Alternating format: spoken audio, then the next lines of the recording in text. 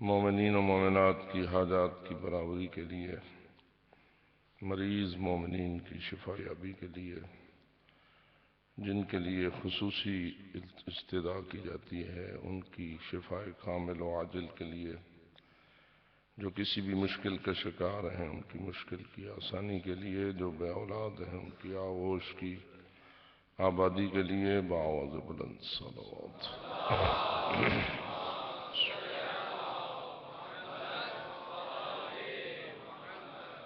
تعجیل ظہور حضرت قائم آل محمد علیہ السلام کے لیے بآواز بلند صلوات۔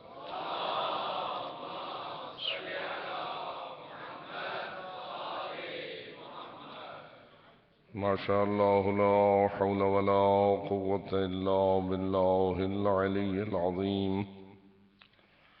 رب اشرح لی صدری ویسر لی امری واحلل عقدۃ من لسانی یفقهوا قولی۔ اعوذ باللہ من الشیطان اللعین الرجیم۔ بسم اللہ الرحمن الرحیم۔ الحمد للہ رب العالمین، والصلاة والسلام على اشرف الانبیاء والمرسلین، سیدنا ونبینا وشفیع ذنوبنا وطبیب قلوبنا ومولانا ابی القاسم محمد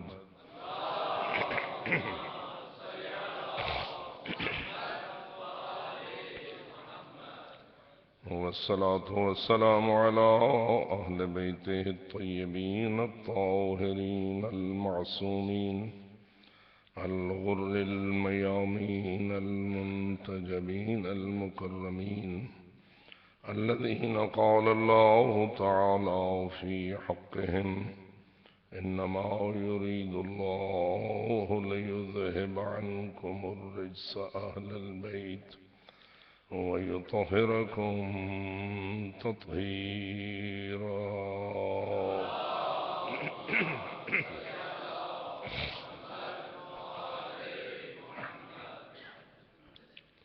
ورحمة الله على أحبابهم وأصحابهم وشيعتهم ومواليهم أجمعين، ولعنة الله على أعدائهم وقاتليهم وظالميهم ملعونين من يوم ظلمهم إلى أبد الآبدين. أما بعد، فقد قال الله تبارك وتعالى في كتابه المبين وخطابه المتين: بسم الله الرحمن الرحيم. قد أفلح المؤمنون الذين هم في صلاتهم خاشعون۔ صلوات۔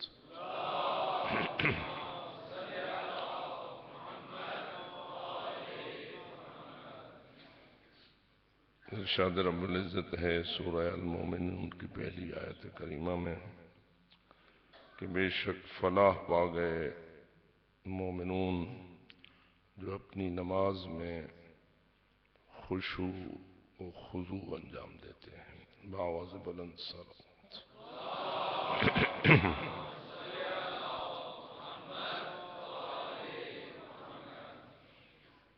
قرآن مجید نے جو پیغام دیا وہ پیغام فلاح و نجات ہے، اور قرآن نے ضمانت لی ہے کہ اگر تم ان شرائط پر عمل کرو گے جو فلاح کے لیے بیان کیے گئے ہیں تو تمہاری فلاح و نجات میں اسی طرح شک کی کوئی گنجائش نہیں جس طرح خود اللہ کے کلام میں شک کی کوئی گنجائش نہیں۔ ذالک الکتاب لا ریب فیہ، یہ کتاب ہر قسم کے شک و شبہ سے پاک ہے، لہذا جو ضمانتیں کلام خدا میں دی گئی ہیں ان میں بھی کسی شک و شبہ کی گنجائش نہیں ہے۔ فرماتا ہے کہ فلاح، کامیابی، بالفاظ دیگر جنت کا استحقاق اور جنت کا داخلہ فقط اور فقط ان لوگوں کے لیے ہے جو مومن ہو کر جئیں اور مومن ہو کر مریں۔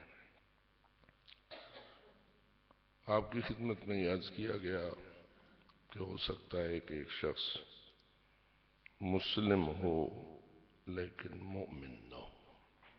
قرآن مجید نے اس بات کی طرف خصوصی توجہ دلائی ہے، اور معصومین علیہ الصلوۃ والسلام نے بھی، خود نبی اکرم صلی اللہ علیہ وآلہ وسلم نے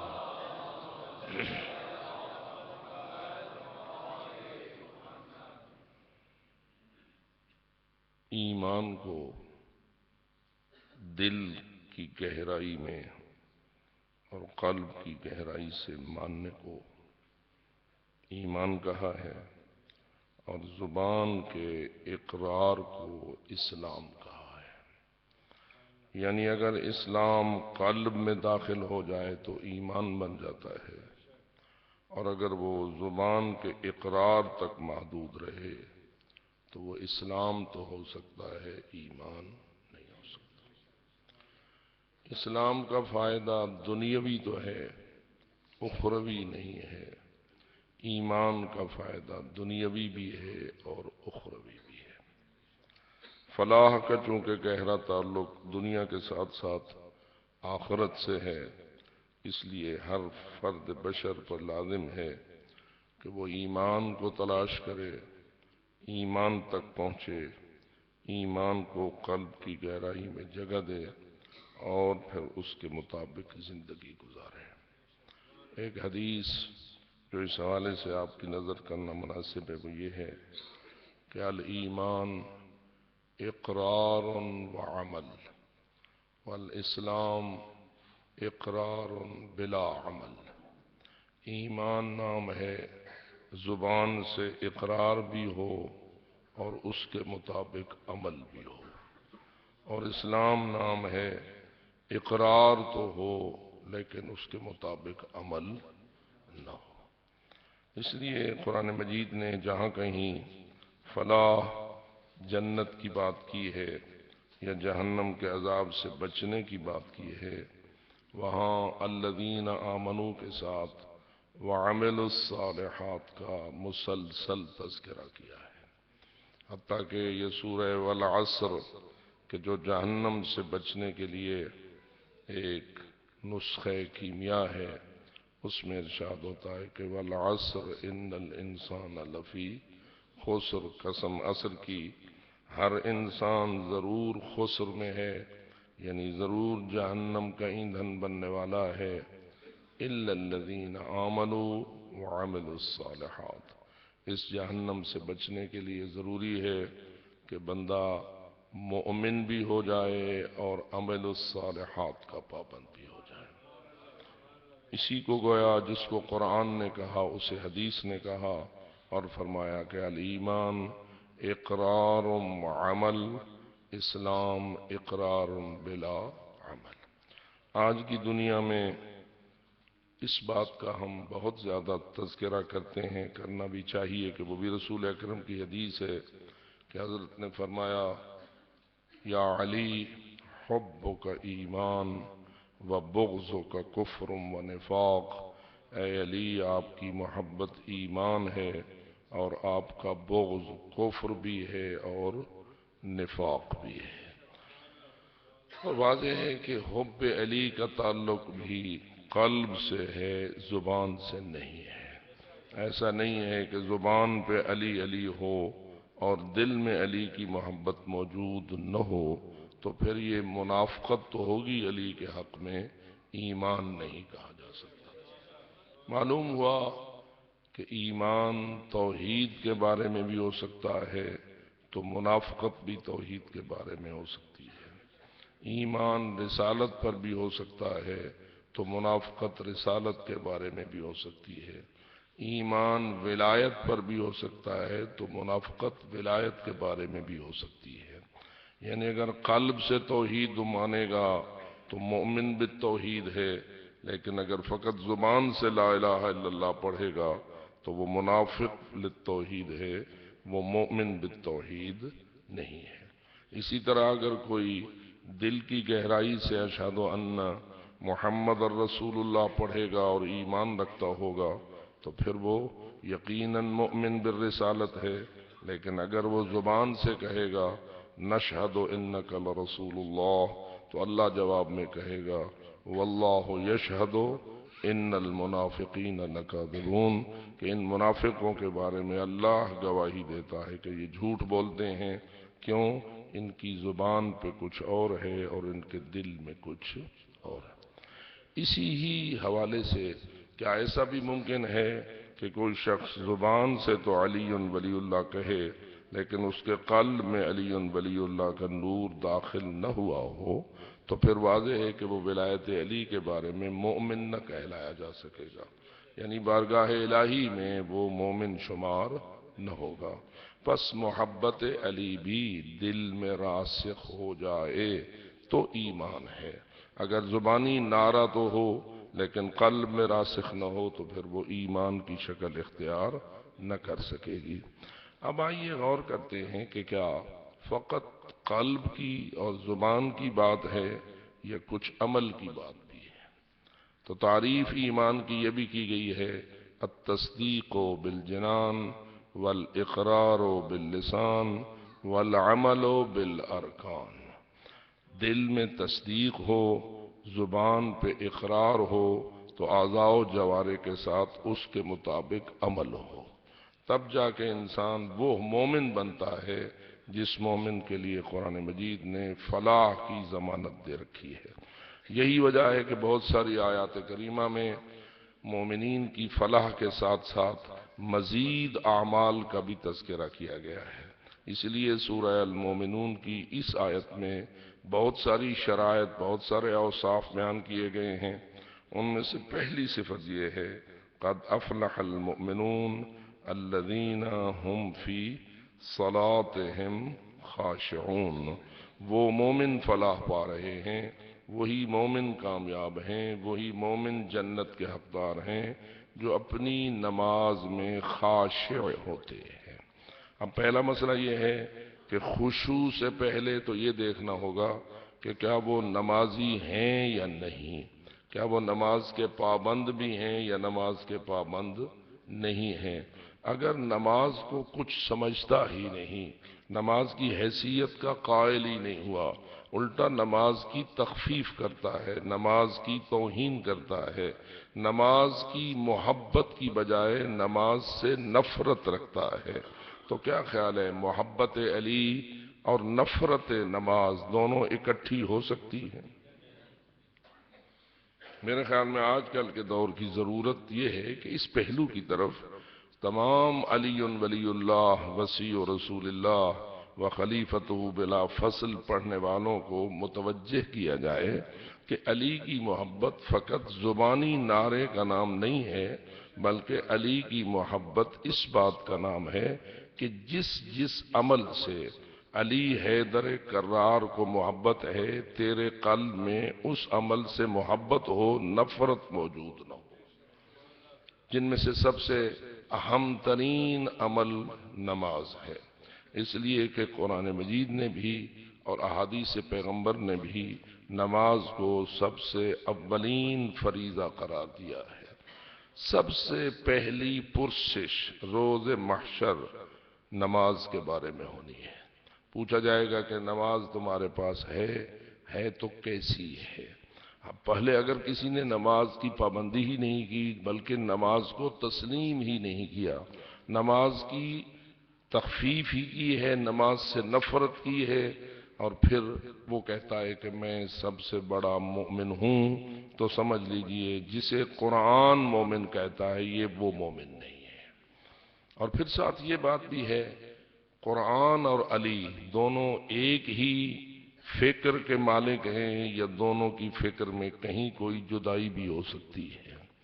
القرآن مع علی وعلی مع القرآن، قرآن علی کے ساتھ اور علی، میں پہلے بھی کہہ چکا ہوں، کیا اس میں علی مولا کے فقط کردار کی گواہی ہے، یہ علی مولا کی افکار کی صداقت کی بھی گواہی ہے۔ یعنی جتنا قرآنی مفاہیم حق ہیں، اتنا ہی علی حیدر کرار کی فکر بھی حق ہے۔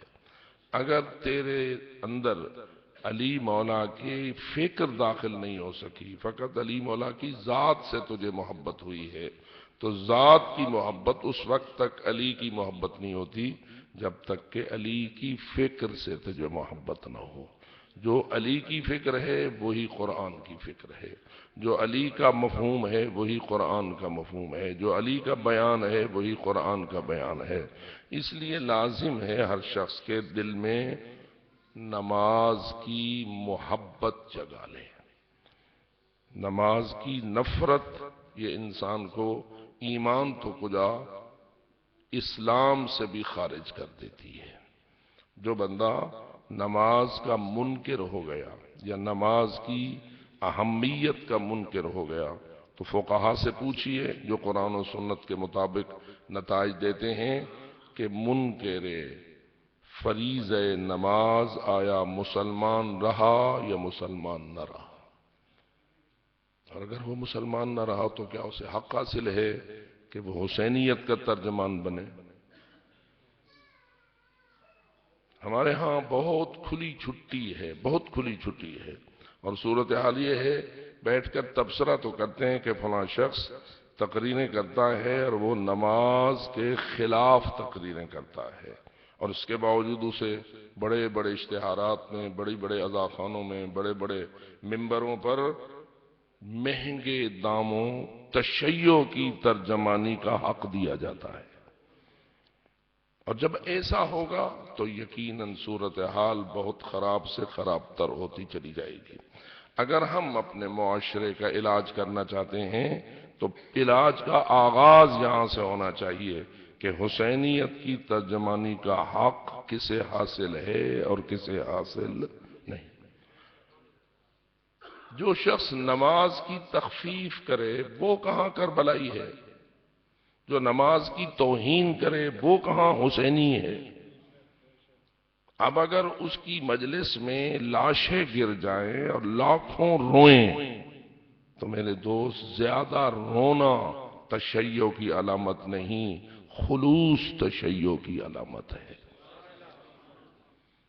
میں یہاں کیوں نہیں یہ جملہ کہہ دوں، کیا معصومین علیہ السلام کی روایت میں یہ بات موجود ہے یا نہیں کہ من بکا او ابکا او تبا کا، جو روئے رولائے یا رونے کی شکل بنائے اس کے لیے بھی جنت واجب ہے۔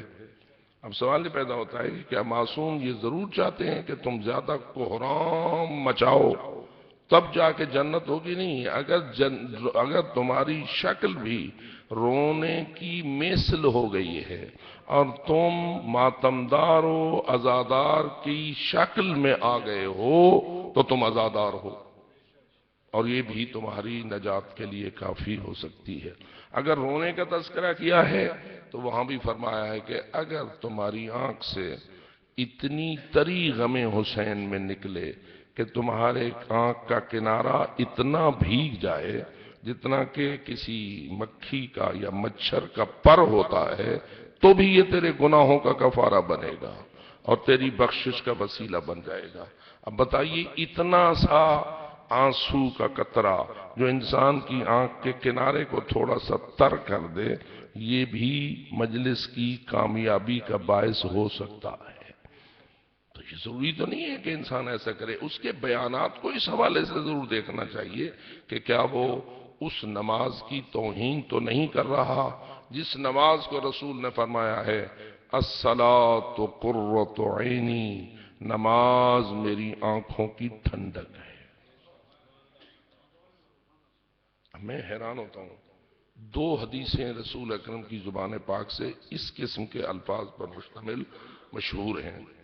ایک الحسین قرۃ عینی، حسین میری آنکھوں کی ٹھنڈک ہے، دوسری نماز میری آنکھوں کی ٹھنڈک ہے۔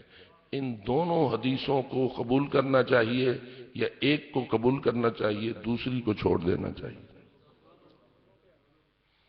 اگر تجھے حسین مولا سے اس لیے محبت ہے کہ حسین رسول کی آنکھوں کی ٹھنڈک ہیں، تو اسی ہی اصول کے مطابق تجھے نماز سے بھی محبت کرنی پڑے گی کہ نماز بھی رسول اکرم کی آنکھوں کی ٹھنڈک ہے۔ اور اگر تو حسین کی محبت پر تو بہت زیادہ تاکید کرتا ہے لیکن نماز کی نفرت کے بارے میں گفتگو کرتا ہے، تو اس کا مطلب یہ ہوا نہ تو نے حسین مولا کو مانا، نہ تو نے نماز کو مانا، نہ تو نے رسول کو مانا۔ کیونکہ یہ تو نہیں ہے جیسے میں پہلے کہہ چکا ہوں کہ رسول اکرم کو ماننے والا اپنی مرضی کے مطابق جو بات رسول کی پسند آئے اس کو مان لے، جو پسند آئے اس کو نہ مانے۔ اگر تو ایسا کرتا ہے تو تو نے اشہد ان محمد رسول اللہ میں منافقت کی ہے، ایمان نہیں لایا ہے۔ تو اس لیے ہمیں پیغمبر اکرم کے ہر فرمان پر نظر کرنی چاہیے اور ان کے ہر فرمان کو اتنی ہی اہمیت دینی چاہیے جتنا کہ ہمارے عقیدے میں رسالت کی اہمیت موجود ہے۔ پس اگر رسول اکرم اپنی اہل البیت کی محبت کی بات کرے تو اس حدیث کو تو اہمیت دے، اور رسول اگر کسی نیکی کی محبت کی بات کریں اور تو اسے اہمیت نہ دے تو اس کا مطلب یہ ہوا کہ تیرے دل میں رسالت کا وہ مقام نہیں ہے جو ہونا چاہیے تھا۔ کیا نہیں فرمایا رسول اکرم نے الصلاۃ معراج المؤمن، نماز مومن کا معراج ہے۔ معراج کا مطلب کیا ہے؟ مومن کو بلند کرتی ہے، مومن کو عروج بخشتی ہے، مومن کی بلندی کا وسیلہ بنتی ہے۔ پس گویا معلوم ہوا ایمان کو اگر تو بلند کرنا چاہتا ہے تو اس کا وسیلہ اور اس کی سیڑھی نماز ہے۔ اس کی سیڑھی کیا ہے؟ نماز ہے۔ لیکن یہاں صورتحال یہ ہو میں بہت بڑا محب اہل بیت ہوں اس لیے کہ میں اس قسم کے سارے کام کرتا ہوں جو مجھے پسند ہیں۔ تجھے ماتم پسند ہے، سبحان اللہ۔ تجھے اگر رونا پسند ہے، سبحان اللہ۔ تجھے تعزیہ داری پسند ہے، سبحان اللہ۔ تجھے علم برداری پسند ہے، سبحان اللہ۔ تجھے مجلس پسند ہے، سبحان اللہ۔ یہ سب باتیں اپنے مقام پر برحق ہیں، اس لیے کہ ان سب کا تعلق حسینیت کے ساتھ ہے۔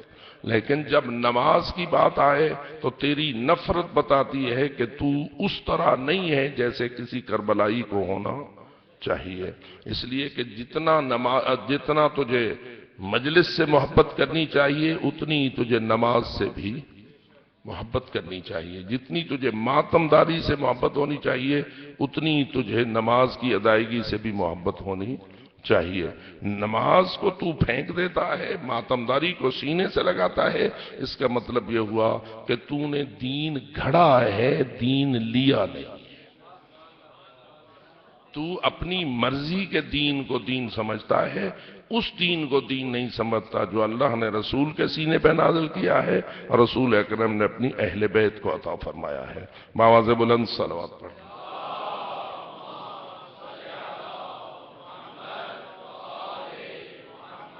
تو اس لیے یہ بات قطعی اور یقینی ہے اور ہر شخص کو اس امر کی طرف توجہ ہونا چاہیے کہ فقط اسے نمازی ہی نہیں ہونا چاہیے بلکہ نماز ایسی پڑھنی چاہیے جس میں خشوع موجود ہو۔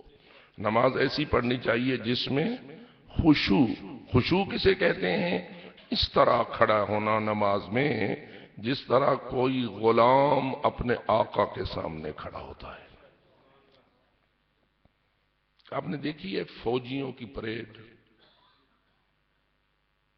یہ جب گارڈ آف آنر ہوتا ہے تو جو فوجی اس وقت صف بستہ ہوتے ہیں ان کی کیفیت کیا ہوتی ہے؟ اپنی مرضی کے مطابق نہیں کھڑے ہوتے، اس کے مطابق کھڑے ہوتے ہیں جس کا انہیں آرڈر ہوتا ہے، اور اسی لیے وہ ان کو چیک بھی کیا جاتا ہے، ان کو دیکھا بھی جاتا ہے یہ کیسے کھڑے ہوئے ہیں۔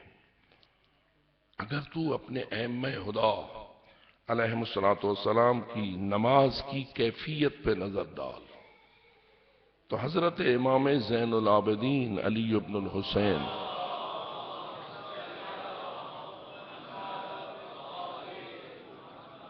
کی نماز کے خشوع کے بارے میں، ویسے تو تمام ائمہ کے بارے میں، خود رسول اکرم کے بارے میں، حضرت تمام ائمہ کے بارے میں یہ باتیں موجود ہیں، حضرت امام زین العابدین علیہ السلام کے بارے میں موجود ہے کہ جب وہ نماز پڑھتے تھے اتنے منقطع اللہ، دنیا سے کٹ کے اللہ کے ساتھ ان کا رابطہ ہو جاتا تھا کہ اگر ان کا کوئی بیٹا کسی کنویں میں گر جاتا تھا تو انہیں پتہ ہی نہیں چلتا تھا کہ گر گیا ہے۔ روایات میں ہے ایسے کھڑے ہوتے تھے کہ ان کے بدن میں کوئی باہر کی ہوا کسی چیز کو متحرک کرتی تو کرتی، لیکن ان کے بدن میں اور کوئی حرکت نظر نہیں آتی تھی۔ یہ کیا تھا؟ جان بوجھ کر ایسا کرتے تھے یا بھول کر ایسا کرتے تھے؟ جب داخل ہوتے تھے نماز کے ماحول میں چہرے پہ زردی چھا جاتی تھی۔ خود امام حسن علیہ السلام کے بارے میں منقول ہے، پوچھا جاتا کہ مولا کیوں ایسا ہو جاتا ہے؟ تو فرماتے تجھے نہیں معلوم کہ میں کس کی بارگاہ میں کھڑے ہونے کے لیے جا رہا ہوں۔ اسی طرح میرے عزیزو ایک مرتبہ دوران نماز امام زین العابدین کی ابا ان کے کندھے سے ہٹ گئی، گر گئی، لیکن انہوں نے اس ابا کو سیدھا نہ کیا، اس ابا کو سیدھا نہ کیا۔ بات کو کسی نے پوچھا کہ آپ کی ابا گر گئی تھی اور آپ نے نہیں اٹھا لائی، تو فرمایا نماز اتنی ہی قبول ہوتی ہے جتنی میں خشوع ہوتا ہے۔ ان جملوں سے ہمیں کیا سمجھ آتی ہے کہ خشوع اللہ کے ساتھ اتنا مربوط ہو جانے میں ہے اور اس طرح خالق کے خوف میں غرق ہو جانے میں ہے کہ انسان کو دنیا کا کوئی معاملہ پریشان نہ کر سکے اور اس کا تعلق نماز میں فقط اور فقط اور فقط اپنے اللہ سے ہو جائے۔ یہ جملہ آپ اکثر سنتے ہیں کہ امیر المومنین کے پاؤں میں تیر لگ گیا تھا اور نکالنا درد کی وجہ سے مشکل ہو رہا تھا، تو کہا گیا اس وقت نکال لینا جب علی حالت نماز میں ہوں۔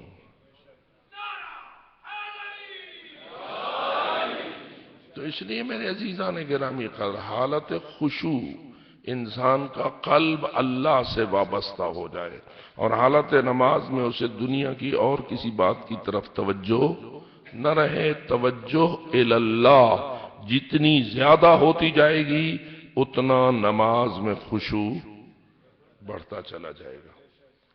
چونکہ یہ باتیں ہمارے ہاں ہیں نہیں، امام نے رسول اکرم نے ایک شخص کو دیکھا کہ وہ حالت نماز میں اپنی داڑھی سے کھیل رہا ہے۔ دیکھتے ہیں بعض لوگوں کی داڑھی جو ہوتی ہے وہ اس سے پھر ایسے اوقات میں وہ ہاتھ لگاتے رہتے ہیں اور کچھ کنگھیاں منگیاں دیتے رہتے ہیں۔ حضرت نے فرمایا اگر اس میں خشوع ہوتا، اس کے دل میں خشوع ہوتا تو اس کے اعضاء و جوارے اس قسم کی حرکت نہ کر رہے ہوتے۔ ہماری حالت کیا ہے؟ ہماری کیفیت کیا ہے؟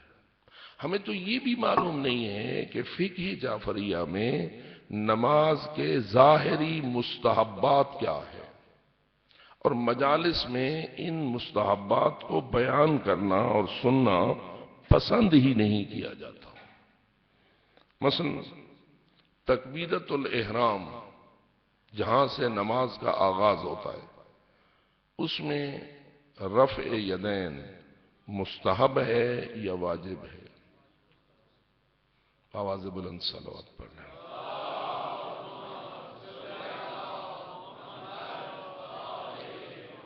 تکبیرۃ الاحرام تو کہتے ہیں نا اللہ اکبر کہنا، اللہ اکبر کہنا، یہ ہے تکبیرۃ الاحرام۔ لیکن اللہ اکبر کہتے ہوئے ہاتھوں کو بلند کرنا اسے کہتے ہیں رفع یدین۔ یدین دو ہاتھ ہو گئے، رفع بلندی ہو گئی۔ رفع یدین یعنی دونوں ہاتھوں کو بلند کرنا۔ میں پہلا سوال آپ کے سامنے یہ پیش کر چکا کہ اللہ اکبر کہنا نماز میں واجب ہے تکبیرۃ الاحرام کے طور پر یا رفع یدین کرنا بھی واجب ہے؟ جی دیکھا، اب میں فقط اس لیے آپ سے سوال کر رہا تھا کہ خود اپنا جواب تلاش کیجئے اور پھر دیکھیے کہ ہمارے معلومات یا ہمارا علم ہماری نماز کے متعلق کتنا ہے۔ حالانکہ ماشاءاللہ آپ سارے اکثر علماء سننے والے لوگ ہیں اور اکثر مجالس میں آنے والے لوگ ہیں، بلکہ شاید توضیح المسائل سے محبت رکھنے والے لوگ ہیں، لیکن دلچسپی کا جائزہ لیجئے کہ اس وقت بھی اس مجمع میں اختلاف ہو رہا ہے۔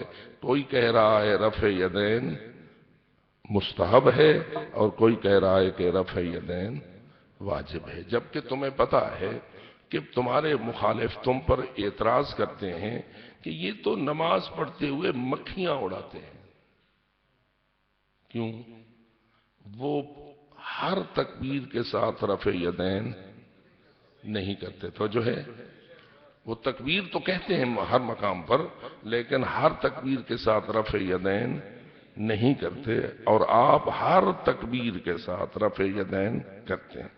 یہاں یہ بات بھی ہو جائے، تکبیرۃ الاحرام کے علاوہ نماز میں جتنی مرتبہ تکبیر کہی جاتی ہے وہ واجبات میں ہے یا نہیں؟ میں فقط سوال اس لیے کرتا ہوں کہ ہر کوئی اپنا جائزہ خود لے لے اور اس کے بعد ہمیں معلوم ہو کہ ہماری مجالس میں یہ باتیں ہونی چاہیے یا نہیں ہونی چاہیے، اور آپ پھر ووٹ بھی دیں گے کہ ہونی چاہیے یا نہیں ہونی چاہیے۔ بآواز بلند صلوات۔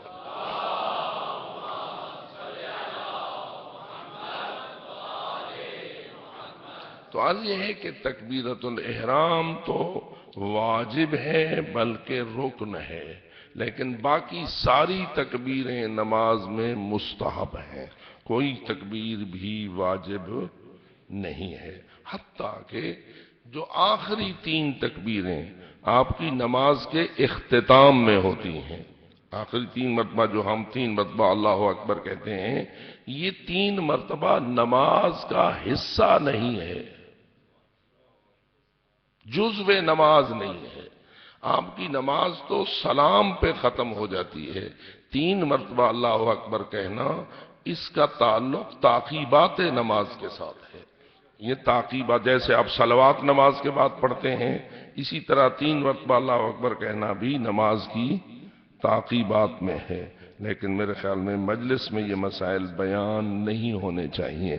بآواز بلند صلوات پڑھ۔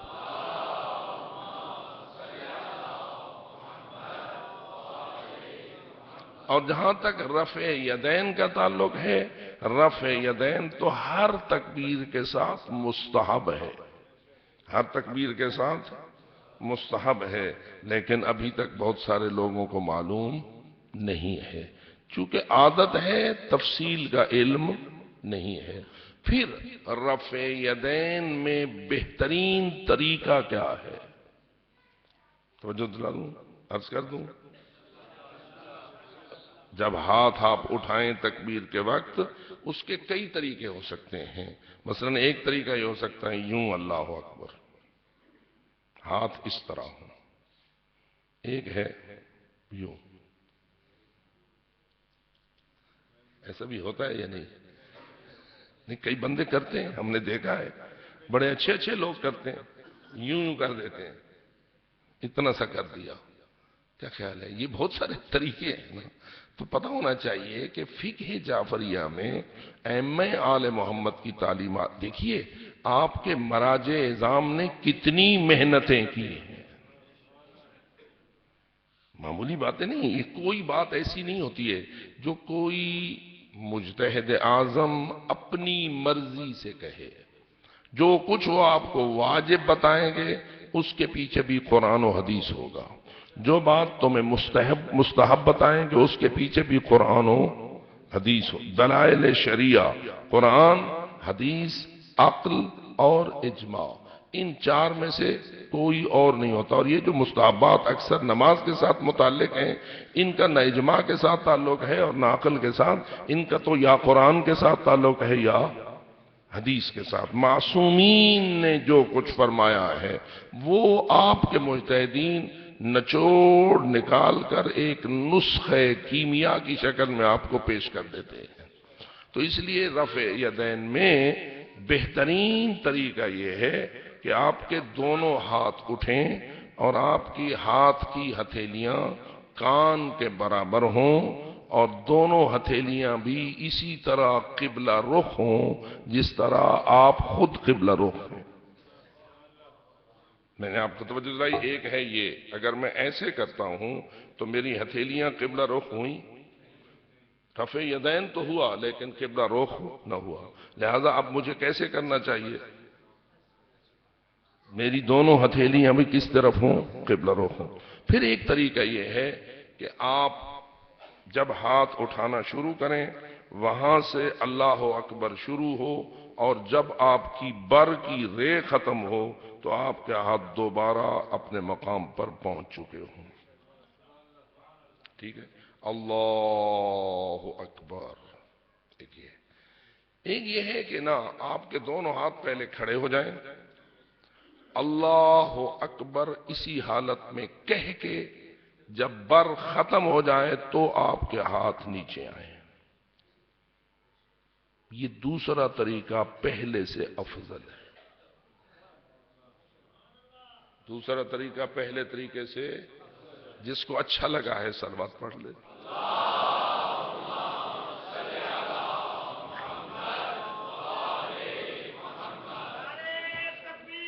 اللہ اکبر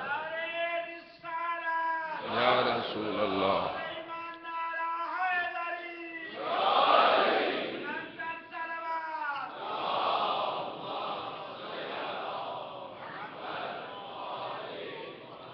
کم از کم ایک صلوات کی فیس مانگنے کا مجھے بھی حق حاصل ہے.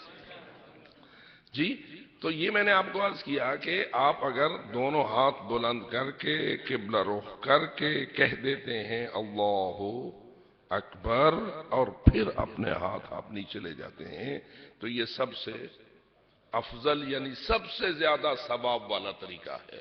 تو کیا خیال ہے، ثواب لینا چاہیے یا نہیں؟ ثواب کمانا چاہیے یا نہیں؟ تھوڑی محنت اور زیادہ اجرت. ہاتھوں کو فقط یوں کرو ثواب میں اضافہ ہو جائے.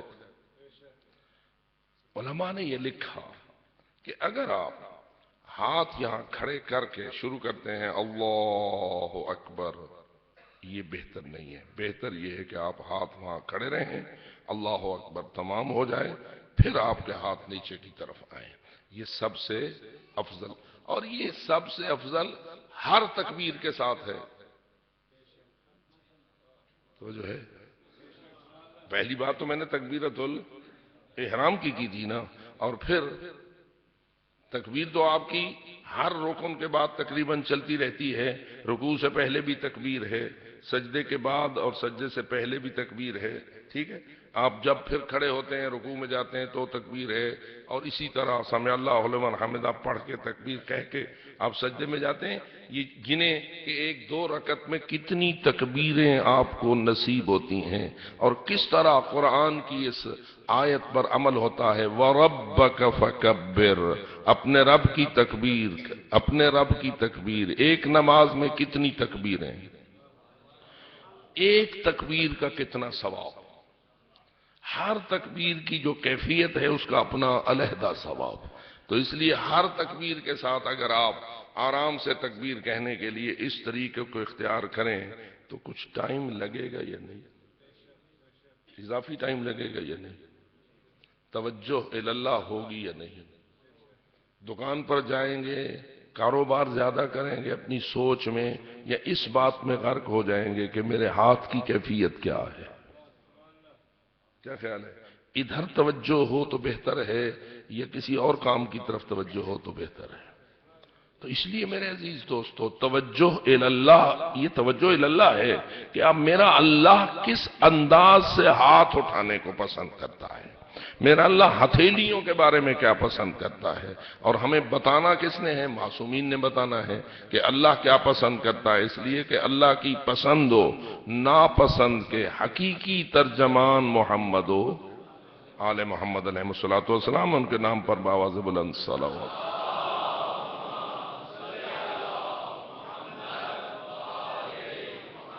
میں دو چار جملے اس حوالے سے کہہ کے آپ کی زحمت کو رفع کرتا ہوں، فقط اتنا توجہ دلانا چاہتا ہوں کہ ایک ظاہری خشوع ہوتا ہے، ایک قلبی خشوع ہوتا ہے۔ ایک ظاہر کا خشوع ہوتا ہے اور ایک قلبی خشوع ہوتا ہے۔ ظاہری خشوع ان مستحبات کے مطابق عمل کرنے کا نام ہے جو ہمیں خاندان تطہیر نے بتائے ہیں، انہوں نے سمجھائے ہیں کہ نماز میں کیا کیا کیا کرنا تمہارے لیے مستحب ہے۔ اور قلبی خشوع آپ کے دل کی کیفیت کا نام ہے۔ اگر دل میں خشوع نہیں ہے اور فقط ظاہر میں خشوع ہے، اس کے متعلق معصوم کی حدیث یہ ہے کہ اگر کسی کے ظاہر کا خشوع اس کے دل کے خشوع سے زیادہ ہو تو جو ہے لفظ آپ نے سمجھ لیا، ظاہری خشوع یعنی ظاہری اس کی بدن کی کیفیت، ہاتھ اٹھانا جھکنا، یہ سارا خشوع اگر زیادہ ہو دل کی کیفیت خشوع سے، ہوا عندنا نفاق، اہل بیت فرماتے ہیں ایسا خشوع ہم اہل بیت کے نزدیک نفاق ہے۔ تو معصوم کیا فرمانا چاہتے ہیں، کیا ہونا چاہیے؟ دل کا خشوع ظاہری خشوع کے ساتھ ساتھ ہونا چاہیے۔ جتنا آپ کا دل خاشع ہے بلکہ وہ زیادہ خاشع ہونا چاہیے ظاہری خشوع سے، یا ظاہر میں بھی جتنا خشوع ہے اتنا کم از کم تمہارے دل میں بھی ہونا چاہیے، اس لیے کہ ظاہر کچھ اور ہو اور باطن کچھ اور ہو۔ تو معصوم فرماتے ہیں یہ ہمارے نزدیک ایمان کا وہ مقام نہیں ہے جو ایک مومن کے پاس ہونا چاہیے۔ اب جب انسان اس کیفیت کو سمجھتا ہے پھر تولتا ہے معصومین کی نماز کو۔ پہلے تو سمجھنا ہوتا ہے نا کہ خشوع ہے کیا اور کیسے کیا جاتا ہے، اس کو آپ جب سمجھ لیں گے اور آپ کا ادراک اس حد تک ہو جائے گا، پھر دیکھیں گے معصومین کی نماز کیسے ہوتی تھی، تو آپ کو سمجھ آئے گی کہ معصومین خشوع کے کس معراج پہ فائز ہوتے ہیں۔ اور پھر معصومین کا جو معراج ہے وہ ہر شخص تو حاصل نہیں کر سکتا، لیکن ہر شخص پر اتنا تو ضروری ہوتا ہے کہ وہ اس راستے پہ چلے جو راستہ ہمیں معصومین نے سکھایا ہے، اور اس انداز کو اپنائے جو معصومین نے ہمیں بتلایا ہے۔ فی صلاتہم خاشعون، فلاح یقینی اور یقینی ہے ان مومنون کے لیے جو نماز میں خاشع ہیں۔ لیکن ہمارا ماحول کہاں پہنچا ہوا ہے؟ ہمیں تو اصل نماز کی جو وجوب ہے اور نماز کا جو فریضہ ہے اس کو بچانا مشکل ہو گیا ہوا ہے، اور اس کی وجہ اور کوئی نہیں، ہمارا معاشرہ، ہماری قوم اتنی گری ہوئی نہیں ہے جتنے ان کے معلم اور مربی گرے ہوئے ہیں۔ اگر ان کے معلم اور ان کے مربی صحیح ہو جائیں تو ہماری پاکستانی قوم بھی کسی اور قوم سے پیچھے نہیں ہے، اور یہی وجہ ہے کہ ہماری قوم کو تربیت دینے میں اور ان کو تعلیم دینے میں، ان کو صحیح دین پیش کرنے میں، ان کو معصومین کی تعلیمات سے آگاہ کرنے میں خیانت کی جا رہی ہے، جس کا نتیجہ یہ ہے کہ معصومین کا تصور، معصومین کے بارے میں معلومات، معصومین کی ذوات، ان کی تعلیمات، ان کا علم، سب چیزوں کے بارے میں آج خیانت ہو رہی ہے۔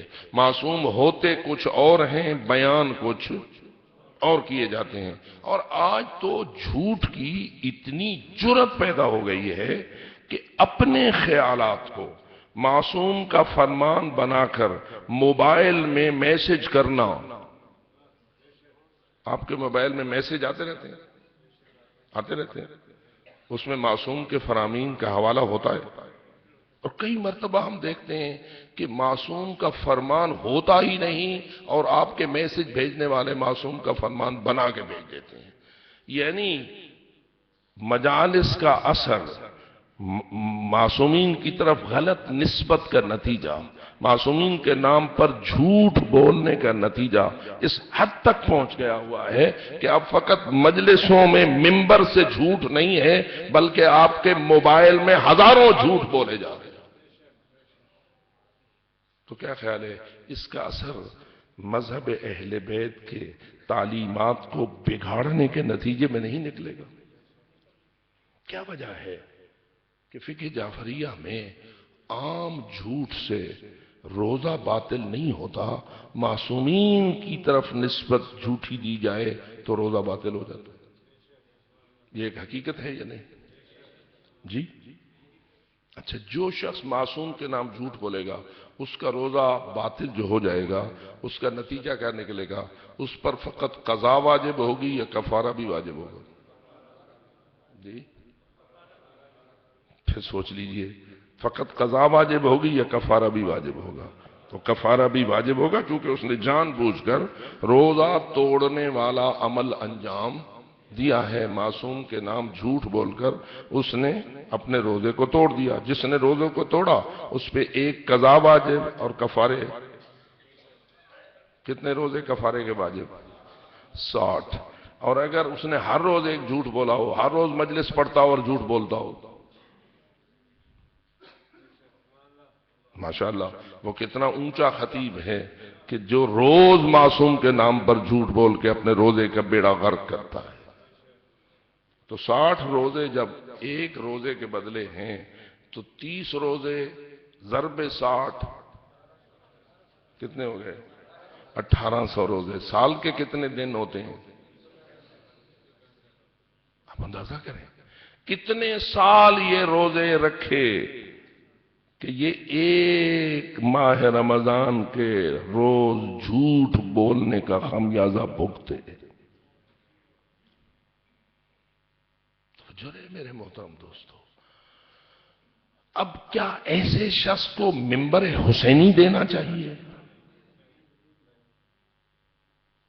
یہ شخص تجھے سچا حسینی بنائے گا، یہ تجھے کربلائی بنائے گا۔ میرے عزیز، فقط سر کٹانا حسینیت پہ کافی نہیں جب تک کہ حسینیت کے بارے میں صحیح علم موجود نہ ہو۔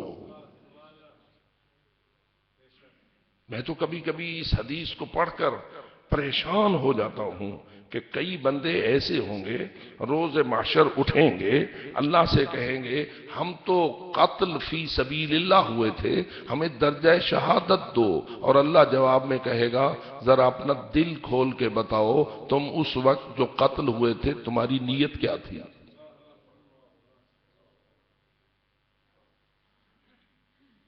اب اللہ تو نیتوں کے مطابق انسان کو جزا دیتا ہے نا۔ ہو سکتا ہے کہ ہزاروں عوام نے اسے شہید ڈکلیئر کیا ہو، اس کا جنازہ شہیدوں کی طرح پڑھا گیا ہو، اس کو دفن بھی شہیدوں کی طرح کیا گیا ہو، اس کی قبر پہ بھی شہید لکھا گیا ہو، اس کے خانوادے کو بھی شہید کے وارث قرار دیا گیا ہو، لیکن روز محشر بارگاہ الہی میں وہ شہید کا درجہ پانے کا اہل نہ ہو کہ اس کی نیت میں وہ چیز نہ تھی جو انسان کے قتل کو شہادت بناتی ہے۔ میرے دوستو یہ معمولی باتیں نہیں ہیں، اس لیے ہمیں تھوڑا سا ذمہ داری کا ادراک کرنا چاہیے، اور آپ لوگ جھوٹ بلوانے میں معاون نہ بنیں۔ بہت سارے لوگ جھوٹ بولتے ہیں آپ کو راضی کرنے کے لیے۔ آپ سے مراد کون؟ سامعین، بانیان، کہ جی وہ کہیں گے آپ کی مجلس ناکام ہو گئی، آئندہ دعوت نہیں ہوگی، نیاز میں کمی ہو جائے گی، شہرت میں کمی ہو جائے گی، مارکیٹ ٹوٹ جائے گی۔ کیا کیا تماشا لگا ہوا ہے۔ اس لیے میرے عزیزان گرامی قدر، اس سلسلے کی اصلاح بھی آپ ہی کے ذمہ ہے۔ ذمہ داری تو ہماری اتنی ہے کہ ہم آپ کو آگاہ کریں کہ کیا کیا خرابیاں ہیں جو در آئی ہیں، اور یاد رکھ جب امت میں فساد آتا ہے تو کربلائیں وجود لیتی ہیں۔ امام حسین نے جب لکھا تھا اپنے دست عصمت سے اپنا وصیت نامہ جو حضرت محمد بن حنفیہ کے نام تھا، اس میں کیا جملہ تھا؟ انما خرجت لطلب الاصلاح فی امت جدی رسول اللہ، میں یہ ساری کوشش کس مقصد کے لیے کرنے نکلا ہوں؟ اپنے نانے کی امت کی اصلاح کے لیے۔ تو میرے دوست، نانے رسول کی امت کی اصلاح کے لیے علی اکبر قربان کرنا پڑتا ہے، امت کی اصلاح کے لیے علی اصغر قربان کرنا پڑتا ہے، امت کی اصلاح کے لیے سجاد کے گلے میں توق آ جاتے ہیں۔ تو ذرا غور تو کر اور اس بات پہ توجہ تو کر کہ کتنا سخت ماحول تھا جب پھوپھیاں بے چادر تھیں، جب بیویاں بے مقنا تھیں، جب بیویاں ابن زیاد کے دربار میں لائی گئی تھیں، اور یہ سارا منظر وہ دیکھ رہا تھا جس کا قلب کائنات سے سب سے بڑھ کر حساس قلب تھا، اس لیے کہ ہمارا ایمان ہے کہ جو معصوم امام ہوتا ہے اس کی جو قوت حساسیت ہوتی ہے وہ سب سے زیادہ ہوتی ہے، سب سے زیادہ حساس مزاج ہوتا ہے تیرا مولا۔ اور میں حیران ہوتا ہوں یہ سجاد کتنا سخت تھا آپ کے لیے یہ برداشت کرنا کہ بیویاں بے چادر ہوں، ابن زیاد کے بدماش اکٹھے ہوں، دربار کوفہ سارے قاتلوں، بدماشوں اور کمینوں سے بھرا ہوا ہو، اور وہ جو علی اکبر و اصغر کے قاتل تھے وہ بڑے تم تراک کے ساتھ بیٹھے ہوئے ہوں ابن زیاد کے دائیں بائیں کرسیوں کے اوپر، اور لائی جائے زینب کبریٰ، لائی جائے ام کلثوم، لائی جائیں بنات زہرا، لائی جائیں وہ بیویاں جن کی مثل کائنات میں اور کوئی نہ تھا، اور آ کر بیویاں کہاں بیٹھے؟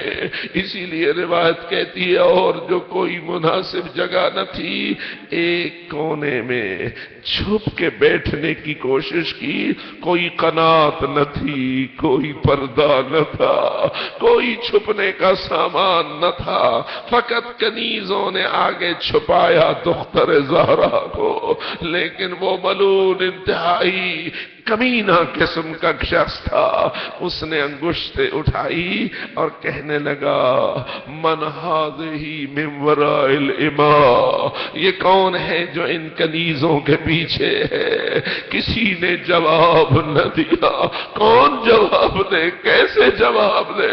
شریفوں کے نام بدماشوں کے مجمع میں لینا سخت مشکل ترین کام ہے، آئے عزادارو، لیکن اس کی گستاخیاں بڑھی، اور جب نام آیا ہذہ زینب، بجائے بنت علی ابن ابی طالب کہنے کے نام آیا ہذہ زینب بنت فاطمہ بنت رسول اللہ، یہ وہ زینب ہے جو بیٹی ہے اس فاطمہ کی جو بنت الرسول ہے۔ لیکن بتا کیا یہ وہی فاطمہ نہ تھی جس کے استقبال کے لیے رسول کھڑے ہو جایا کرتے تھے؟ لیکن آج 50 سال کے اندر امت مسلمہ کا ماحول ایسا ہو گیا تھا کہ تماشا دیکھتے تھے رسول کی بیٹی ہوگا، تماشا دیکھتے تھے رسول کی دختران کا۔ یہی وجہ ہے کہ اس ملعون نے کچھ ایسے جملے استعمال کیے جس سے دختر زہرا کا جگر زخمی ہوا، جس سے بی بی طاہرہ کا دل زخمی ہوا، بی بی نے رونا شروع کیا۔ اس نے جب اس جملے کے ساتھ بی بی کو رلایا تو سید سجاد کی مشکل بن گئی، فرمانے لگے کب تک کہاں تک کرو گے؟ اس مجمع میں کوئی جانتا ہے کوئی نہیں جانتا۔ پوچھا تو کون ہے؟ کہا انا علی ابن الحسین ابن علی ابن ابی طالب، میں حسین مظلوم کا بیٹا علی ہوں۔ جملہ بڑا عجیب ہے۔ ظالم نے کہا کیا حسین کے بیٹے علی کو اللہ نے کربلا میں قتل نہیں کر دیا؟ جملہ سمجھیے، اس نے امام حضرت علی اکبر کی شہادت کو نسبت دی اللہ کی طرف، اللہ نے قتل کر دیا ہے۔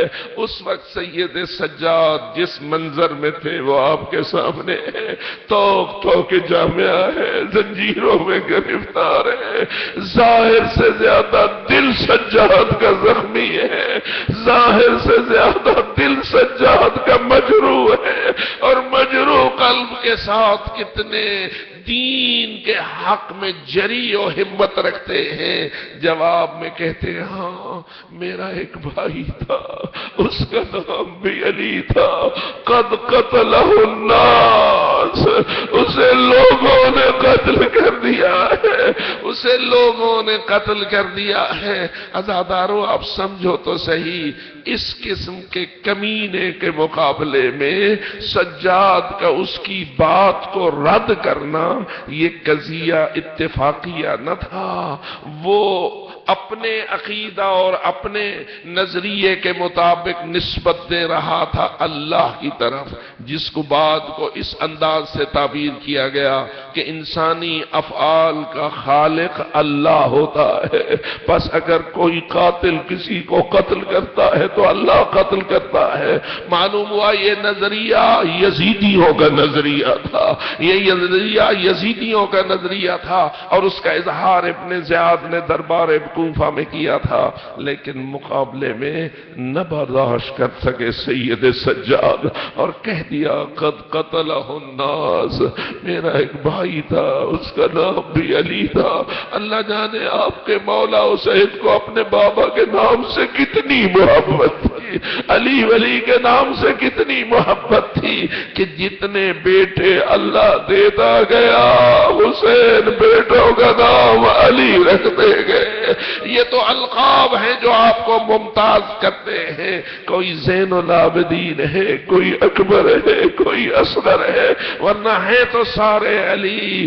جب اس بدبخت نے کہا کہ کیا ابھی تک تم ہمیں جواب دے سکتے ہو، تمہارے اندر یہ جرت موجود ہے کہ جواب دے سکتے ہو، اس وقت اس نے اشارہ کیا اور جلاد کو کہا اس جوان کا سر بھی قلم کر دو۔ عزادارو اب قلم ہونے کا حکم ہو گیا، ذرا ذہن میں منظر بنائیے، فقط قتل کی وارداتیں کربلا تک محدود نہیں ہے، بلکہ ان وارداتوں کے مراحل آگے بھی نظر آتے ہیں۔ اس خبیث ابن مرجانہ ملعون نے جب جلاد کو حکم دیا، جلاد نے تلوار نکالی اور چلا ادھر جدھر زنجیروں میں جکڑا ہوا، تو کہ جامعہ میں گرفتار مولا امام زین العابدین تھے۔ ادھر سے جلاد چلا، پوچھتا ہوں آپ کا چوتھا امام بچ کیوں گیا؟ آپ کے چوتھے امام کی زندگی کیوں برقرار رہی؟ ہائے ہائے، اتنا ہی کہہ سکتا ہوں، جتنے حسینی پروانے تھے وہ تو امام حسین پہ قربان ہو گئے تھے۔ عباس حسینی پروانہ تھا، قربان ہو چکا تھا، علی اکبر حسینی پروانہ تھا، قربان ہو چکا تھا، اب تو سوائے سجاد کے کوئی نہ رہ گیا تھا۔ بتا کون اس امامت کی شمع کا پروانہ بنے اور کون یہاں آ کے حفاظت کرے؟ اسی مقام پر تاریخ ہمیں مجبور کرتی ہے کہ اس بی بی کا احسان تسلیم کیا جائے، اس خاتون کا احسان تسلیم کیا جائے۔ بس اتنا کہہ سکتا ہوں، ادھر سے جلاد چلا، ادھر سے دختر زہرا اٹھی، ادھر سے جلاد چلا، ادھر سے زینب کبریٰ، بڑھ کے سجاد کو سینے سے لگایا، لپٹ گئی اور اپنی گردن سجاد کی گردن پہ رکھ دی اور فرمایا تو نے ہمارے سارے قتل کرا دیے، ایک بچ گیا تھا، اب تو اسے بھی قتل کروانا چاہتا ہے تو پھر پہلے مجھے قتل کر، پھر میرے سجاد کو قتل کر، پہلے مجھے قتل کرو پھر سجاد کو قتل کرو۔ عزادارو روایتیں تو ہمارے سامنے موجود ہیں، اس وقت بھی یہی منظر پیش آیا تھا جب جلتے ہوئے خیموں سے سجاد کو پشت پہ زینب اٹھا کے لائی تھی اور ریت کربلا پہ لٹایا تھا۔ روایت موجود ہے کہ شمر آیا تھا اور اس نے حضرت سجاد کو دیکھ کر اسے بھی قتل کرنے کا ارادہ کیا تھا۔ اس وقت بھی زینب کبریٰ سجاد بیمار پہ گر گئی تھی اور فرمایا تھا پہلے مجھے قتل کرو پھر میرے لخت جگر کو قتل کرو۔ اب یہ میں دربار کوفہ تھا، لپٹ گئی زینب کبریٰ، لپٹ گئی بنت زہرا اور کہا پہلے مجھے قتل کرو اور پھر سجاد کو قتل کرو۔ عزادارو اس منظر کو دیکھا سارے دربار نے، کچھ رؤسائے کوفہ بول پڑے، کہنے لگے اے گورنر تو نے پہلے بھی ہمیں بہت رسوا کروایا ہے، اس سے زیادہ رسوا نہ کر، عورتوں پہ ہاتھ ڈالنا مناسب نہیں ہوتا۔ اس نے جلاد کو پیچھے ہٹنے کا حکم تو دے دیا، لیکن میں آپ سے پوچھتا ہوں یہ 35 سال عزاداری کرنے والا اگر عزاداری کے لیے زندہ رہا تو کس کے صدقے زندہ رہا؟ کس نے اس کی زندگی کو بچایا؟ اور کون ہے کہ جس نے تجھے عزاداری کا سامان فراہم فرمایا؟ بس ماننا پڑتا ہے عزاداری کی بنیاد یا سید سجاد نے رکھی ہے یا دختر زہرا نے رکھی ہے۔ عزادارو آؤ اللہ کو راضی کرو، اس لیے کہ سنت سجاد بھی عبادت ہے اور سنت زینب کبریٰ بھی عبادت ہے۔ خداوند تعالی ہمیں اس عزاداری کے لیے جینا اور مرنا نصیب فرمائے۔ الا لعنت اللہ علی القوم الظالمین وسیعلم الذین ظلموا ای منقلب ینقلبون۔